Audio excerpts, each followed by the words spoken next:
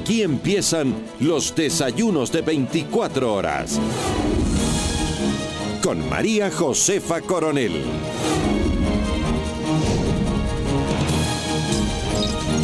Nueve de los 11 asambleístas que conforman la comisión ocasional para tramitar el informe que va a reformar nuestra Constitución pertenecen a Alianza País. Mientras tanto, los grupos que insisten en una consulta popular empezaron ya su trabajo.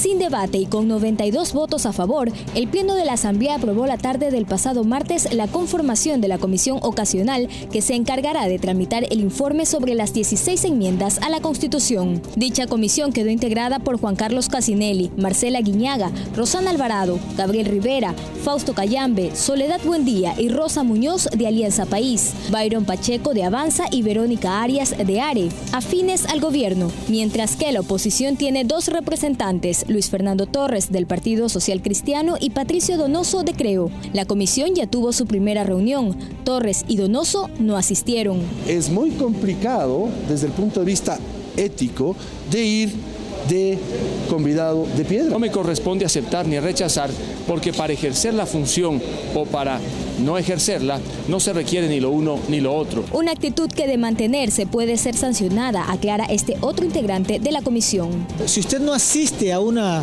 sesión, usted inmediatamente se le descuenta de su sueldo la parte proporcional. La comisión ocasional tiene hasta 30 días para presentar el informe para el primer debate del Pleno. Uno de los temas más sensibles en manos de este grupo de asambleístas es la reelección indefinida, una posibilidad que intenta ser frenada por varios sectores, uno de esos el colectivo Compromiso Ecuador, el grupo que reúne a 40 organizaciones y es liderado por el ex candidato a la presidencia de la República, Guillermo Lasso, ya solicitó al Consejo Nacional Electoral los formularios para iniciar con la recolección de las firmas. Por eso, al no tocar reformas en la Constitución, el lugar natural donde debemos asistir es el Consejo Nacional Electoral. Compromiso Ecuador propone preguntar al pueblo: ¿está usted de acuerdo que se modifique la Constitución para permitir la reelección indefinida del presidente de la República y otras dignidades de elección popular?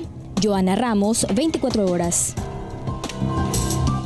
Sobre el trabajo de la comisión que va a analizar pues lo resuelto por la Corte Constitucional y que va a reformar nuestra Constitución, vamos a conversar con María José Carrión. Ella es asambleísta de Alianza País, y también nos acompaña Francisco Jiménez del colectivo Compromiso Ecuador. Gracias a ambos por estar con nosotros y empezamos con María José. Buenos días, María José. ¿Cómo será el trabajo de la comisión que a partir de muy pocos días, muy pocas horas, empezará su trabajo que terminará con la reforma a la Constitución? Buenos días, María Josefa. Un saludo también a Francisco, que hace parte de este panel, y a los ciudadanos y ciudadanas que el día de hoy nos miran a través de Teleamazonas. Un saludo afectuoso. Sí, efectivamente, el día de hoy tienen ya la primera reunión como tal con la presencia de todos los asambleístas. Está presidida por Juan Carlos Casinelli, electo en días anteriores, y ya comenzará en principio estableciendo un cronograma de las actividades que tienen, entre esas la discusión de las 16 enmiendas, pero también, por supuesto, el cronograma de visitas a los territorios que se ha planteado en la Asamblea Nacional como necesario de hacerlo en este marco de la discusión de las enmiendas. ¿Visitas para qué? Bueno, para socializar los contenidos de las enmiendas y para discutir con los ciudadanos y ciudadanas. Esto es algo que normalmente lo hacemos, María Josefa y ciudadanos y ciudadanas. Visitamos las provincias, exponemos la discusión legislativa hacia los ciudadanos y en muchos casos se recogen propuestas en el marco legislativo, tanto de los ciudadanos, así como también denuncias para ser tramitadas en la Comisión de Fiscalización. Pero particularmente en este caso no tiene ningún sentido porque ni siquiera pueden modificar una coma de lo resuelto por la Corte Constitucional. Por lo tanto, las visitas sería simplemente como para ir a contarles cuál va a ser la nueva Constitución que va a regir ahora, más o menos así como reuniones informativas. Bueno, ahí hay una discusión interesante, María Josefa, y es precisamente que en el caso de los legisladores sí pueden hacer modificaciones que por supuesto tienen que estar a consideración de la Corte Constitucional en el momento en que se planteen, consideraciones que para unos pueden ser de forma, para otros pueden ser de fondo, pero se pueden hacer estas modificaciones, sin que esto reste la posibilidad de que la Corte Constitucional haga su respectivo control de constitucionalidad, porque esto está establecido incluso en la propia resolución de la Corte. Por tanto, incluso podría presentarse modificaciones a lo establecido en las enmiendas y la Corte Constitucional también, por supuesto, alrededor de esto podría hacer pronunciamientos. Es decir, está con los nosotros, ciudadanos pueden seguir aportando en la discusión. Francisco Jiménez está con nosotros y me gustaría pasar el diálogo justamente en este tema. Al final, lo resuelto por la Corte Constitucional, independientemente de lo que la gente crea que motivó a la Corte a llegar a esa resolución, ¿puede ser tocado o enmendado por esta comisión ocasional o debería pasar tal cual lo ha resuelto? ¿Qué tal? Buenos días, María Josefa. Buenos días, María José. Yo no veo cómo vaya la comisión a modificar lo que ha resuelto la Corte, si es que lo que resuelve la Corte normalmente es vinculante, lo establece la misma Constitución. Claro, hay que tomar en cuenta que no siempre la Corte ha estado así de clara. En el caso, por ejemplo, de los Yasunidos, la Corte dijo, primero cumplen con los criterios de legalidad, es decir, recojan las firmas, y luego yo me pronunciaré respecto de la pertinencia de la consulta que están intentando implementar.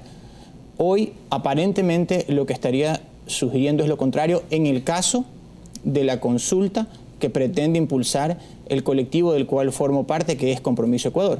Por lo tanto, yo no encuentro el margen de maniobra válido para la ciudadanía para que tenga una expectativa razonable de que sus sugerencias van a ser acogidas por la Comisión Legislativa, que ahora está revisando lo que ya decidió la Corte.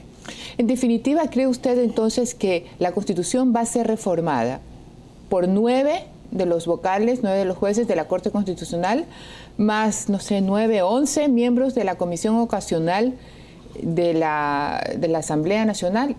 Lamentablemente sí. No es lo idóneo, no es lo que la ciudadanía espera y sobre todo no es lo correcto para la trascendencia del debate en el que estamos inmersos. Un tema como el de la reelección indefinida es algo demasiado importante para el funcionamiento del sistema democrático como para que se resuelva en el marco de un circuito cerrado. No estoy diciendo, porque a veces se malinterpreta como que si se le estuviera quitando legitimidad a las instituciones. De eso no estamos hablando aquí. La Corte tiene su ámbito de funciones y la Asamblea también, y fueron elegidos democráticamente. Pero un tema como la reelección indefinida, que es algo de lo cual se discutió en Montecristi, del cual María José fue parte, en el cual yo inclusive también tuve unas cuantas opiniones respecto del tema, no puede darse dentro del circuito cerrado porque simplemente se está socavando uno de los pilares fundamentales del contrato y del pacto social que los ecuatorianos en el 2008 llegaron con el gobierno dentro de una asamblea constituyente. María José, ¿cómo así o qué la motivó a cambiar de opinión de Montecristi a la fecha? Bueno, no es un cambio de opinión, ¿no? Y eso es algo que hay que dejarlo con claridad. Todas las constituciones han tenido mecanismos implícitos en la propia Constitución para tener caminos para la modificación. Esto ha sido la propia Constitución del 98 y constituciones anteriores han establecido caminos para la modificación de la Constitución vía Asamblea Constituyente, vía Asamblea Constitucional, modificando en parte, modificando totalmente la Constitución. Tal es así que el pueblo ecuatoriano, cuando se aprobó la Constitución de Montecristi en el 2008, efectivamente aprobó también estos caminos establecidos en la propia Constitución, que son caminos legítimos y legales. No se puede decir que la aplicación de un artículo, como por ejemplo el que se está planteando desde esta plataforma de oposición hacia una candidatura a la elección del 2017, es un camino ilegítimo. Yo no podría decir eso. Es legítimo, si que recogen las firmas, si cumplen los procedimientos establecidos en esta Constitución, es un camino legítimo. Si nosotros como legisladores, que somos parte de la democracia representativa, el artículo 95 establece con claridad en su segundo inciso, los asambleístas son parte de la participación ciudadana porque son parte de la democracia representativa. Si nosotros, que en esta Constitución establece un camino para que los legisladores, estableciendo los mecanismos y los pasos, con un control constitucional, puedan modificar la Constitución y tenemos una mayoría, en este caso, electa por el pueblo ecuatoriano, lo cual nos da la representatividad, podemos hacerlo. No entiendo por qué el camino de la consulta o el camino del referéndum planteado por algunos actores. Usted acaba de decir una palabra muy interesante, que es legítimo. ¿Es legítimo o no es legítimo? Le preguntamos a Francisco, según el argumento de María José, ¿es legítimo todo lo que está sucediendo? María José, tú estuviste en la mesa 2 de la Asamblea Constituyente, en la de participación, democracia y representación. Ustedes en la mesa 2 discutieron sobre las maneras de terminar con el caudillismo, discutieron sobre la posibilidad de que la ciudadanía participe de los debates públicos, discutieron sobre la necesidad de que se abra el abanico de la participación a la ciudadanía. ¿Cómo se explica ahora entonces que querramos tomar decisiones tan importantes como esta? Porque esta es una decisión importante, no es una decisión de que si queremos o no ir a los gallos o tenemos que cambiar nuestras prácticas culturales de alguna manera. Es una decisión importante porque estamos cambiando uno de los pilares fundamentales sobre el cual se asienta no solamente el funcionamiento del sistema democrático, sino todo lo que le da sentido a nuestra democracia. ¿Cómo así no es ahora necesario pasar por la intermediación de la ciudadanía? Aquí no se discute la posibilidad de reformar la Constitución, porque las constituciones no están selladas en piedra. Las constituciones no son tampoco las tablas de la ley para que estén escritas ad infinitum. Se las puede reformar, pero hagámoslo de una manera democrática. Hagámoslo en función de lo que verdaderamente representan, no de lo que queremos que represente en un momento determinado. No podemos sostener razonablemente que la reelección indefinida es algo que ni afecta a los elementos constitutivos del Estado, ni reduce derechos y garantías, ni tampoco trastoca de una forma esencial el pacto al cual se llegó en Montecristi y la razón por la cual 64% de las personas votamos en el 2008 aprobando este texto constitucional. Aún más, en el artículo... Pero María José, déjame concluir. En el artículo 108...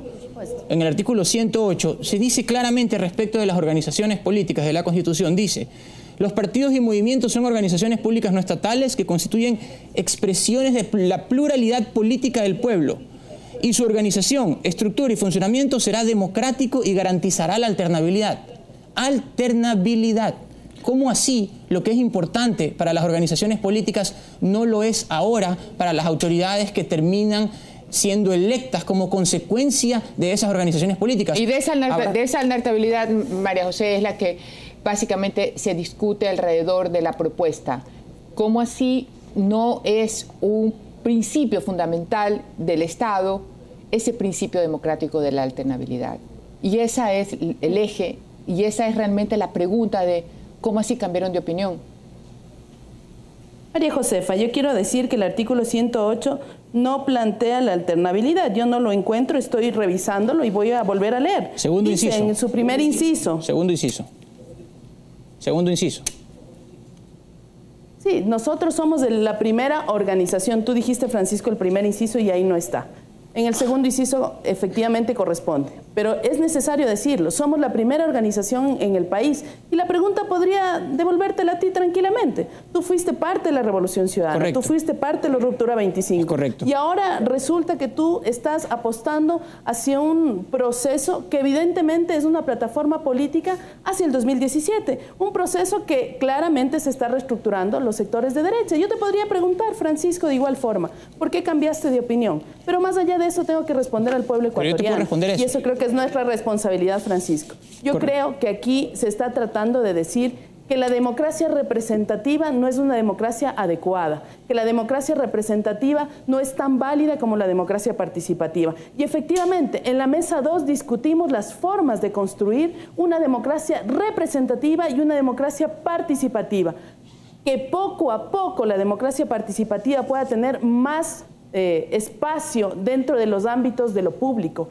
Esa fue la discusión que tuvimos en Montecristi y para nosotros sí es fundamental plantear la posibilidad de que esa democracia se profundice. Pero ¿cuáles son las características de esa democracia? María José, tengo solamente 2 minutos y tengo una misma pregunta para ambos. Tengo 2 minutos y una misma pregunta para ambos. La diferencia... En el caso que fuera otra persona, el presidente de la República, no fuera Rafael Correa, ¿usted estaría de acuerdo que una persona, luego de 10 años de ser presidente, siga intentando ser presidente de la República?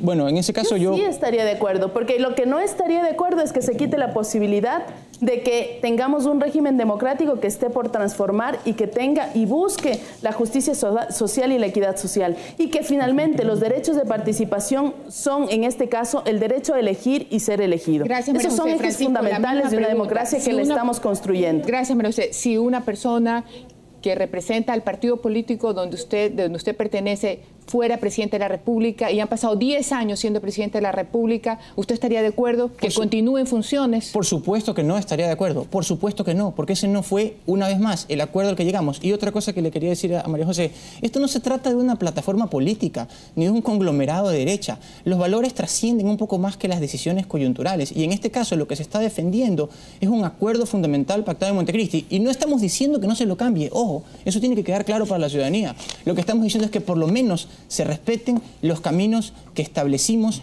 para eso. Y una última reflexión. No se dijo en el 2008 que estaba mal que el Partido Social Cristiano había estado 16 años en el poder en la provincia del Guayas. ¿No fue esa una de las razones por las cuales se decidió cambiar la Constitución y limitar la reelección a un solo periodo? Solamente esa reflexión quiero dejar. Por eso es que la coherencia es lo más importante en política. Gracias. Gracias a ambos por estar con nosotros. Nos tenemos que ir a un corte. El IES diseña nuevas propuestas para mejorar la atención médica a los afiliados. Una de ellas es el modelo de derivación de pacientes a las clínicas privadas. Quédese en Desayunos de 24 horas. Se lo contamos al volver.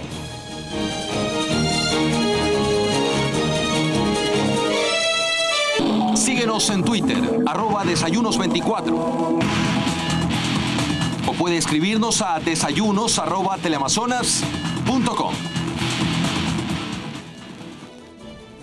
El IES ha ofrecido aumentar el número de camas hasta el 2017. Según sus autoridades, se trabajará para mejorar el servicio. Y uno de los cambios es el nuevo sistema de redistribución de los pacientes hacia las clínicas privadas.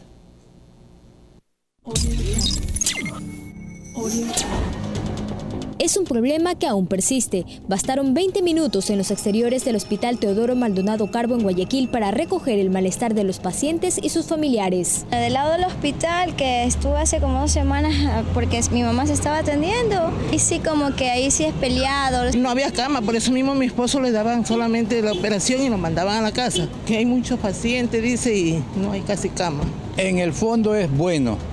Lo que pasa es que hay mucha demanda y no abastecen. Ante esto, el presidente del directorio del IES, Víctor Hugo Villacrés, asegura que se está trabajando para mejorar el servicio. Prueba de ello es el incremento de 1.300 camas a la oferta hospitalaria y 1.300 más hasta el 2017. Lo que quiere decir que tendremos la capacidad suficiente instalada. Además, otra de las medidas adoptadas es el nuevo sistema de distribución de los pacientes a clínicas privadas. Los convenios que mantiene el IES desde el 2012 con las casas de salud particulares han representado un desembolso superior a los 1.350 millones de dólares. Si bien existe una alta demanda del servicio, también se registrarían abusos por parte de algunos afiliados. Existen muchos afiliados. Fíjese que el monto que nos hemos gastado en afiliados cotizantes, 188 millones de dólares, que estuvieron afiliados 6-7 meses y después salieron de la Seguridad Social. Sin embargo, ya accedieron a este beneficio de derivaciones. De ahí que la orden ahora es que solo los pacientes de menor ingreso económico puedan utilizar los convenios con las clínicas privadas, mientras que los de mayor poder económico lo hagan en el IES. Una disposición que preocupa a este exdirector regional del IES. Según Gregory Gines, el nuevo sistema viola la Ley de Seguridad Social, pero más allá de eso, la solución estaría por otro lado. Lo que faltan son médicos, lo que faltan son auxiliares, enfermeras e instalaciones adecuadas para poder atender a la demanda, porque este es un tema de demanda de salud. En la actualidad, el Seguro Social tiene más de 3 millones de afiliados. Joana Ramos, 24 horas. Para hablar de este tema ya nos acompaña Ernesto Carrasco, vicepresidente del Colegio de Médicos. Ernesto, buenos días y gracias por estar con nosotros. ¿Cómo habría de funcionar ya esta disposición dada por el presidente Correa? Buenos días, abogada. Buenos días también a toda la ciudadanía. Efectivamente, nosotros nos llevamos una sorpresa este día sábado, cuando fue la cadena del presidente, con este anuncio que se hizo. Quienes estamos involucrados en el mundo de la salud y sobre todo quienes hemos trabajado en seguridad social, sabemos cómo operan las unidades del IES y lamentablemente el servicio de salud de la seguridad social está saturado. Si bien es cierto, ha habido un avance progresivo por parte del Estado, y eso hay que reconocerlo, en ofertar servicios de salud a toda la ciudadanía, a quienes aportamos al IES, no es menos cierto que este servicio está a punto de ser restringido por esta medida que quieren tomar con el famoso modelo matemático, que sí nos llama la atención y nos preocupa, no solo a los médicos, sino sobre todo a los usuarios. Empecemos por el principio. La misma Constitución de la República, en el artículo 42, que habla ya de la garantía de los servicios de salud para los usuarios, para los ciudadanos, ya establece esto, que el servicio debe ser eficiente y que debe ser sobre todo en la cantidad necesaria y suficiente. El artículo 58 ya habla de la seguridad social. También incluye ahí en este artículo el tema que debe ser eficiente, que no debe ser irrestricto. En este caso debe ser de alcance para toda la ciudadanía. Entonces, basada en esta Constitución que fue hecha por este gobierno, se ha ido haciendo una serie de medidas que benefician al usuario. Por ejemplo, en el año 2010, justamente la Asamblea Nacional reforma la ley del Seguro Social y hacen un alcance para que el beneficio sea para los hijos hasta los 18 años. Entonces, claro, esto de aquí, socialmente hablando, es fantástico, pero lamentablemente nuestro sistema de salud no estaba preparado para recibir a todo este volumen de afiliados que de la noche a la mañana pasaran a ser usuarios de este sistema. ¿Y qué entonces, o de qué manera pudiera amortiguarse toda esta realidad, es decir, todas estas buenas intenciones y mejoramiento que ha tenido el IES, pero que no, parece que ya no resiste más? ¿Esta medida del presidente va a amortiguar la situación en la que actualmente está el IES? No, absolutamente no. Nosotros tenemos que saber algo. El volumen de usuarios es tal a la fecha que está saturado no solo el sistema del Seguro Social, sino también las clínicas privadas, ¿ya? Entonces, si usted está en un estado de emergencia, obviamente su primera opción no va a ser irse a un hospital del Seguro. Y ojo, no porque los hospitales del Seguro sean malos o la calidad de la atención sea mala. Quienes hacemos salud sabemos que ha habido un avance, ha habido un progreso en la atención de salud y hay que reconocer que ha habido una inversión fuerte del gobierno en las unidades de salud. Sin embargo, está la masificación del servicio que hay, que cuando uno va a una unidad del Seguro Social sabe, primero, que va a tener que hacer largas filas para ser atendido. Segundo, que los médicos también estamos saturados de consulta. Entonces, es más probable el riesgo de que un médico se equivoque, que haya un error en la atención a un paciente en un hospital del Seguro Social, que en una unidad privada donde probablemente no atienden los 200, 300 pacientes por médico en un día de guardia. Entonces, ahora, las clínicas privadas, y mucho ojo con esto, que este es el enfoque que entendemos nosotros el presidente quiso dar el día sábado, porque claramente dice en la cadena que en este caso quienes tienen mayor poder adquisitivo van a las clínicas privadas para tener mejor trato, para tener privacidad, porque van a estar en un cuarto solo en vez de estar con 4 y 6 personas como están en el IES. Parece ser que quienes lo están asesorando o no visitan las clínicas o no saben qué está pasando con salud. Los pacientes IES son atendidos en las clínicas particulares en habitaciones especiales para pacientes IES, donde ya comparten cama con 1, con 2, con 3 pacientes más, con otra gente enferma. Entonces, la misma ley del Seguro Social que la Asamblea Nacional reformó, habla justamente de la libertad de elección para los pacientes. Claro, para los ciudadanos, para los usuarios. Entonces, en el año 2010, lo que le decía, el artículo 102 de la ley reformada del Seguro Social habla claramente del alcance de la protección y dice dentro de su alcance se accederá a las prestaciones de salud de este seguro en condiciones de libre elección del prestador de servicios de salud público o privado dentro de las limitaciones señaladas en este título. Entonces, si el mismo presidente de la República cuando tuvo su problema de rodilla, el último hospital al que se le ocurrió ir fue un hospital público o del país o ni siquiera una clínica privada. Hay el antecedente que nos llamó a los médicos carniceros y nos dijo otros epítetos. Se fue a Cuba, ¿verdad? Exacto, se fue a Cuba. Pero obvio, en Cuba no pudieron resolver el problema y terminaron resolviéndoselo los médicos locales. Pero, ¿cuál es la intención de esto? O sea, si el primer ciudadano del país, que es el presidente, tiene la libertad de elegir dónde quiere ser atendido, ¿qué nos hace a nosotros los demás ciudadanos con menos derechos para elegir y que por un modelo matemático se nos quiere decir, no, es que usted no puede ser atendido en la clínica de su elección, sino que tiene que irse al Seguro Social, donde probablemente por el nivel de saturación hay un riesgo más alto que el médico cometa algún error o que no valga el equipo en ese momento, como los tomógrafos, la resonancia, algún otro equipo? ¿Percibe usted entonces que esta disposición tiene alguna carga discriminatoria? Sinceramente no creo que haya mala intención en lo que están haciendo. Obviamente lo que están buscando es tratar de mejorar el sistema de salud, que al momento está saturado, como ya lo digo. Hay un gasto excesivo en esto, hay que reconocerlo. Entonces, si esta decisión del presidente no va a aliviar esta congestión que existe en la seguridad social, ¿cuál sería entonces la decisión que debe de tomar para mejorar y que el desarrollo de la seguridad social sea más fluido y eficiente? Bueno, esto es totalmente claro. Vamos por un principio. Lo que me pregunta, abogada, ¿es discriminatorio? Y es discriminatorio, o sea, eso no hay vuelta que darle y lo dice el mismo Código Penal, no lo digo yo. parece ser, insisto, que quienes hacen estos modelos matemáticos o bien no leen las leyes o bien están mal asesorados. El artículo 176 del Código Penal, ¿sí? Por aquí lo tenemos justamente, ¿sí? Ahí está el artículo 176, ya habla del asunto de discriminación. Pero ¿qué dice el artículo 176? Dice claramente, lo tenemos acá, discriminación: la persona que, salvo los casos previstos como políticas de acción afirmativa, propague, practique o incite a toda distinción, restricción, exclusión o preferencia en razón de, entre otras cosas, nacionalidad, etnia, lugar de nacimiento, pero dice condición socioeconómica, ¿ya? Entonces va a sufrir una pena privativa de libertad de 1 a 3 años.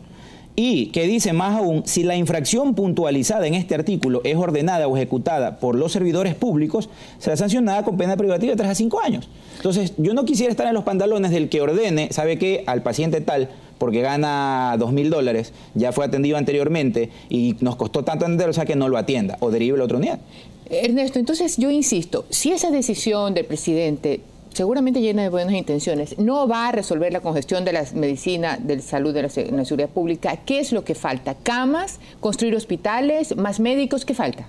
Totalmente. Lo que hay que hacer es aumentar la estructura de salud que tenemos aquí en el país y en el cantón, a nivel nacional. No estamos preparados y mucho con esto. Ya en diciembre del año pasado se aprobó otra ley que reforma nuevamente los artículos de la ley de seguridad social y ahora pueden ser atendidos los hijos hasta 25 años. Y no estamos preparados para eso. Con un aporte, tengo entendido, del 1.32 adicional a lo que se aporta del sueldo, pueden ser atendidos ahora los hijos hasta los 25 años y no hay estructura para esto. Gracias. Tenemos que cortar, pues se nos acaba el tiempo. Gracias por sus datos. Tenemos que irnos a un corte. Quédese con nosotros, ya volvemos.